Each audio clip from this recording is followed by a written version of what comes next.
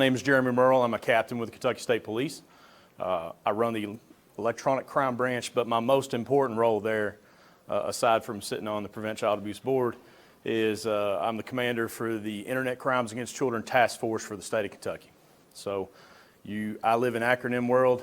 I think everybody, business probably has their own acronyms. Computer world definitely does, but ITK world is acronym world. So I will caution you ahead of time. You've already learned one. So when you hear me say ITK, that's Internet Crimes Against Children. If you hear me say another one and you don't know what it is, shoot your hand up, slow me down, and I will translate for you. All right, what are we going to talk about today? We're going to talk about online sexual exploitation and a little bit about lessons in prevention, some things we can do to prevent from the front lines. What are we going to talk about today? We're going to discuss the most common internet crimes committed against Kentucky's children. So we're not going to talk about crimes that are happening in California and Texas. While they're important, they're not important to us. We're in the Commonwealth of Kentucky. So we're going to talk about crimes that occur against children here on the internet. We're going to discuss techniques to identify and report online sexual exploitation.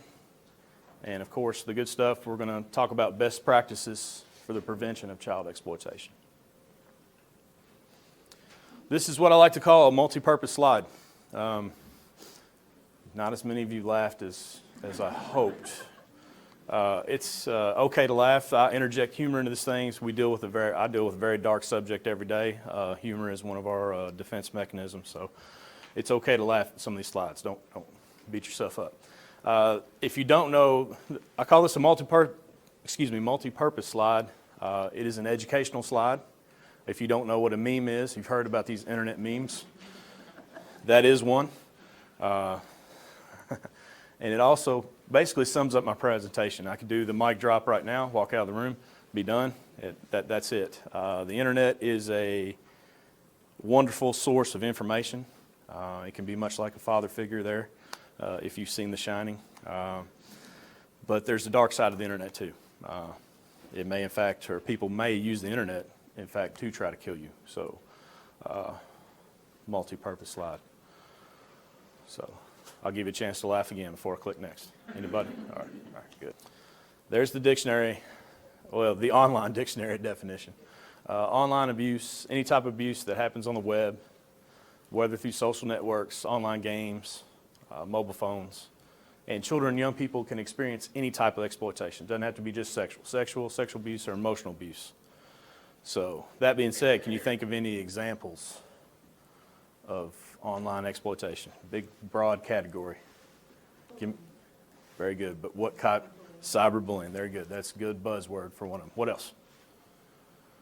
Sexting. Very good. Sexting. What does sexting lead to? Sextortion. See? More blended words. All right, so we'll talk more about it. All right, good. Some audience participation. This is why what we're talking about is important. At any given moment, estimated there's 750,000 online predators prowling for kids. All right, that's their target. So 750,000 bad guys. So that is a national statistic. That's not a state of Kentucky statistic. But why do you think it's important? Say it again, louder. That's right. If you're in the internet, you're not just in Kentucky, and that's very similar to what your answer was. All right, good. The internet is everywhere. I've been doing ITK investigations since 2008 when we started doing presentations, community education to try to combat this stuff.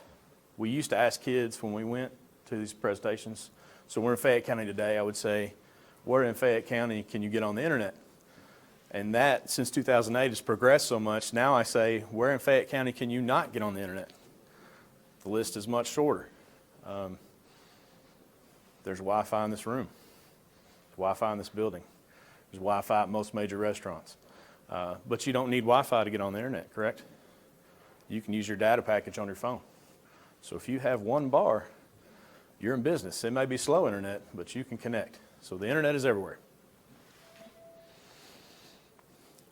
So, it's not a bullet point, but about 92% of kids ages 11 to 17 use the internet every day.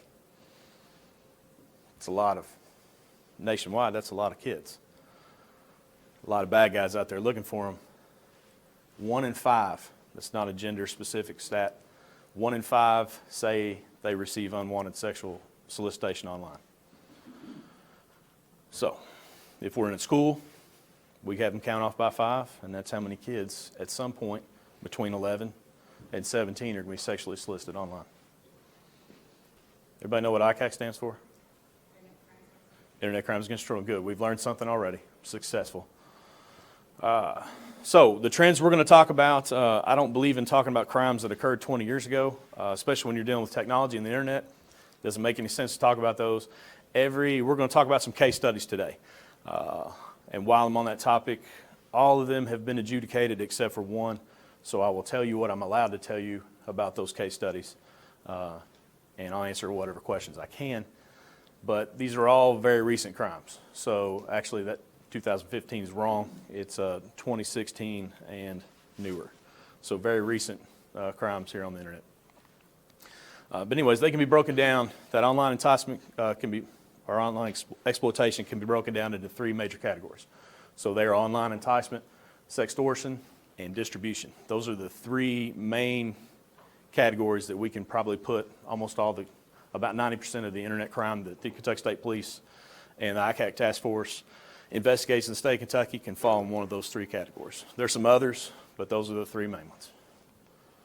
So let's watch what I like to term creepy video number 1. If you're a detective already, you got your detective hat on, you know there's more than one creepy video coming. But pay attention. Meeting a teen girl online is actually pretty easy. You can go into any chat room and just start talking. Most of the girls are usually so insecure and desperate for attention. Attention from older guys is totally flattering. They're so much more mature and understanding than the guys my age. Age actually works to my advantage. They like to brag to their friends that they're dating an older guy, so I just play along and pretend I'm really Interested in the same things I am. You can talk forever and really get to know someone without worrying about looks or whatever. That's the best thing about Chatting seems unthreatening to them, so they lower their guard. After a while, I start talking about how we're soulmates and how lucky we are to have found each other. Other people don't understand. I know what I'm doing. If you really care about each other, there's nothing wrong with me. Meeting them is the goal. Once I get them out of their house, well, that's when things get really interesting. Online predators know what they're doing.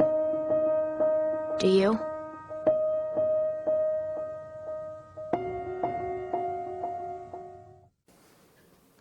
Anybody ready to turn off the internet service at their house? How many people have kids that are internet age? Okay. Online predators what? They know what they're doing. Why do you think that is? They talk. What do you have to do to master a skill? Practice. That's right. You have to practice. They practice. Some of them don't have jobs, so they may be in a basement somewhere practicing all day long. But they practice every day. And usually they're talking with more than one kid. So you kind of see this video gives you a peek at what online enticement is like. So these guys and gals, let's just say just guys, these predators are trying to lure kids out of their house. They're doing so by befriending them.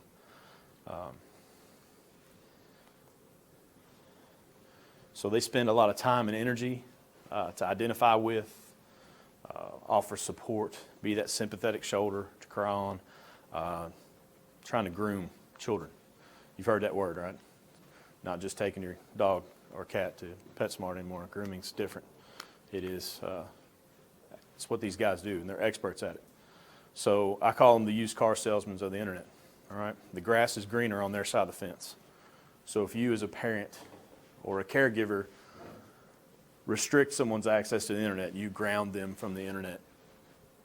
Once they get their privileges back, they're going to talk to these folks and they're going to say, I would never do that to you. Your parents just don't trust you. I wouldn't treat you that way. You know, they're telling those kids everything they want to hear. By the way, the video also illustrates the other side of the fence. What was the little girl's attitude? That's right. She was not afraid at all, right? Chatting's no big deal, right? she gives you an idea of what we've always been dealing with teenagers, and we all experienced it as well. Teenagers are 10 feet tall and bulletproof. They're invincible, right? They're not scared of anything. It doesn't matter if we're talking about texting and driving, speeding, drinking and driving, you name the subject. You add internet safety into it, and they're aware of the risks. They just don't think it's going to happen to them. So that's the other side of that coin. They're dealing with people who practice their craft every day to try to entice them out, and then they have the attitude that, it's no big deal. I'm safe. It's not going to happen to me. It might happen to my friend, but it's not going to happen to me. That's kind of what we're dealing with. So you'll hear me stress this several times this morning throughout the presentation. These conversations, the way these things start, can happen on any application. There's a couple apps during the presentation I'll tell you that your kids should never have. But aside from that, these things can happen on any mobile application or any computer program or any chatting function. So, since we're talking about online enticement, let's talk about an online enticement case example. So it began when we received several cyber tips on a website called ChatStep. Has anyone heard of ChatStep? No, we hadn't either. So there's its logo. So ChatStep is a website. It's on its last legs, I don't mind telling you, but it's been around since 2012. So 2016, when we get this complaint, we'd never heard of it. That's what the website looks like. It allows you to chat anonymously, go into chat rooms. You can go in there. It used to be 100% anonymous. Now you can actually provide an email address if you want to, but not many people do. So, and don't worry about cyber tips. We'll talk more about those later in the presentation. But we got 7 complaints in a row involving the website ChatStep. Myself and our investigative team never heard of ChatStep. So we did what all good detectives do, research and development, right? We all logged into ChatStep, logged into different chat rooms, and began chatting. So one of my detectives in particular got into a room called Looking for Young. Not spelled that way, not phonetically spelled that way, but not grammatically correct. So what do you think that chat room's about? Right? Okay. So he immediately gets bombarded when he says, "Hey guys," "hey" with like 4 or 5 Y's on it, and then quadruple exclamation points after guys, and he gets multiple ASL, which stands for age, sex, location. So he answers that 14, lowercase f for female, and then he says FKY, and then hits enter, and the next time underneath that he writes Frankfort, Kentucky. So ChatStep allows group chat, but it also allows private messages as well. So he starts getting several direct messages from individual saying that he's been to Kentucky before, he knows where Frankfort is. And he's not sexually aggressive, but he's very aggressive in wanting to know information. What's your favorite color? What school do you go to? What's your favorite subject? Do you play sports? Things like that. Now, from an investigative standpoint, we had no idea what kind of forensic response we would get from ChatStep. In other words, if we sent them a law enforcement search warrant or a law enforcement subpoena, we didn't know what kind of information we would get back. Because the website says that you can be anonymous. So we didn't know if it captured IP addresses. We didn't know what information we were going to get back. So we used a tactic that the bad guys use against kids. Often they meet kids on one media platform, and then they'll move them to another one. So we did the same thing. We have several undercover telephone numbers. So we moved, sent in the chat, said, "Hey, mom's coming down the hall, got to go. Here's my cell phone number if you want to text me." And I mean immediately started getting texts, probably seconds after we logged off. So, investigator was pretty smart. He told this guy that he was doing volleyball tryouts at the high school. He's a freshman, going to be a freshman freshman girl volleyball player in the high school and had practice from 5 to 9 every night and couldn't have access to a cell phone during that time period, just to build himself a mental break in his day, because this person was contacting him endlessly. So when I say he built himself in a mental break, at 4:59 in the afternoon, he was getting a text. And at 9:01, he was getting a text. So, and all the other time in between, it was going off constantly.